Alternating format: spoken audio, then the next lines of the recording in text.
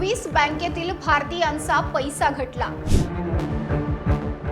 Swiss बँकेत भारतीयांचा पैसा घटण्याची कारणं काय? भारतामध्ये नुकत्याच पार पडलेल्या लोकसभेच्या सार्वत्रिक निवडणुकीत स्वित्झर्लंडमधील स्विस बँकांची चर्चा होत होती आणि गेली अनेक वर्ष भारतात ही चर्चा होते। भारतीय लोकांचा काळा पैसा मोठ्या प्रमाणावर स्विस बँकेत असल्याचं म्हटलं जातं। अनेक उद्योजक, राजकारणी आपला पैसा या बँकेत जमा करत असतात। पण आता स्विस बँकेत भारतीयांनी ठेवलेल्या पैशात मोठी घट झाल्याची माहिती समोर आली आहे। हा आकडा गेल्या 4 वर्षातील निच्चांकी पातळीवर आलाय। त्यामुळे स्विस बँक पुन्हा एकदा चर्चेत आली आहे। पण ही स्विस बँक नेमकी आहे तरी काय? अनेक भारतीय स्विस बँकेतच पैसे का जमा करतात आणि आता या बँकेतील भारतीयांच्या ठेवींमध्ये मोठी घट का झाली आहे? या सर्व प्रश्नांची उत्तरे आपण या व्हिडिओतून जाणून घेणार आहोत। नमस्कार, मी Madhuri Kumkar, for the people news मध्ये आपलं स्वागत। व्हिडिओला सुरुवात करण्यापूर्वी आपण फॉर द पीपलला सबस्क्राइब करा, लाईक व फॉलो जरूर करा। भारत दुनिया का सबसे बड़ा लोकतंत्र और एनएलसी भारत देश का सबसे बड़ा गैर राजनीतिक मंच। शक्तिशाली लोकतंत्र के लिए राहुल कराट का सार्थक कदम। मुंबई में हुआ ऐतिहासिक प्रथम राष्ट्रीय विधायक सम्मेलन।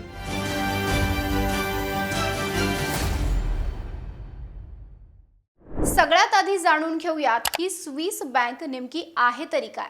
तर बघा, स्विस बँक अशा नावाची मुळातच कुठली एक बँक नाहीये। स्वित्झर्लंड देशात 400हून अधिक बँका आहेत ज्यांना स्विस बँक म्हणतात आणि त्यात यूबीएस आणि क्रेडिट स्विस या दोन महत्त्वाच्या बँका आहेत। यातील यूबीएस या बँकेत सगळ्यात जास्त पैसे ठेवले जातात।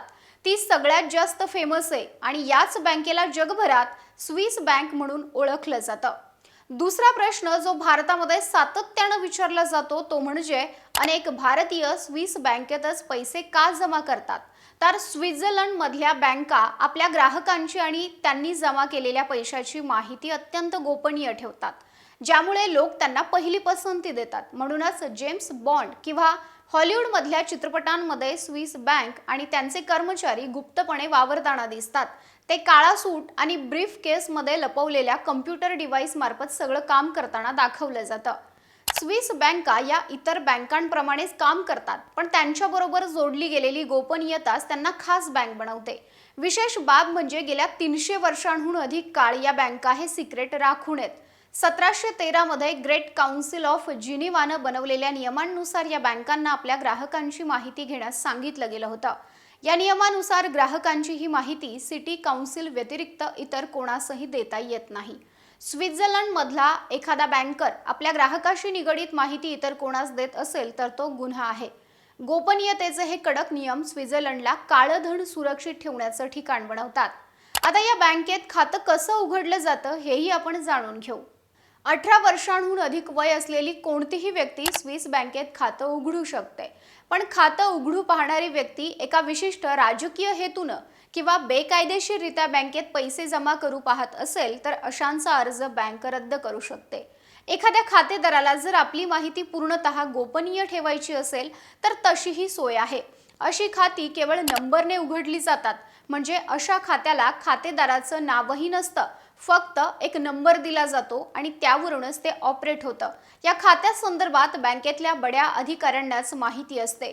या बँकेत खातेदाराचा किमान बॅलन्स यूबीएसच्या वेबसाईटनुसार सुमारे $1,00,000 किंवा 75 लाख रुपये पाहिजे।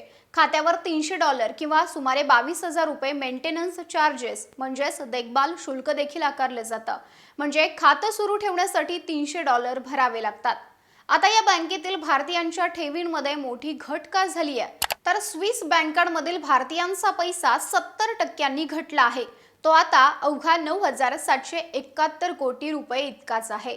काळा पैसा ठेवणाऱ्यांसाठी नंदनवनच मानल्या जाणाऱ्या स्विस बँकेत आता भारतीयांच्या पैशाचा ओघ ओसरत 4 वर्षांच्या निच्चांकी पातळीवर पोहोचला आहे।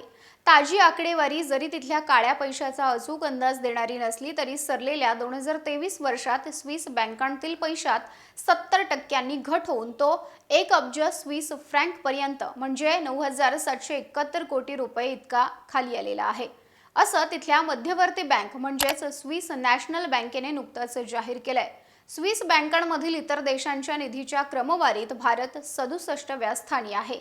या आकडेवारीत अनिवासी भारतीय नागरिकांनी त्यांच्या परदेशातील संस्थांच्या नावाने ठेवलेला पैसा समाविष्ट नाही. 2021 मध्ये 3 अब्ज स्विस फ्रँकचा 14 वर्षांचा उच्चांक गाठल्यानंतर सलग दुसऱ्या वर्षी स्विस बँकांमधील भारतीयांचा एकूण निधी घटलाय. याचं मुख्य कारण म्हणजे रोखे, सिक्युरिटीज आणि इतर विविध आर्थिक माध्यमातून ठेवलेल्या निधीत मोठ्या प्रमाणात घट झाल्याने भारतीयांच्या स्विस बँकांमधील पैसा ओसरत आलाय. पण स्वित्झर्लंडमधील भारतीय नागरिकांची मालमत्ता काळा पैसा मानली जाऊ शकत नाही. कर चोरी विरुद्धच्या लढ्यात स्वित्झर्लंड सक्रियपणे भारताला पाठिंबा देतो असं स्विस अधिकाऱ्यांनी स्पष्ट केलेलं आहे.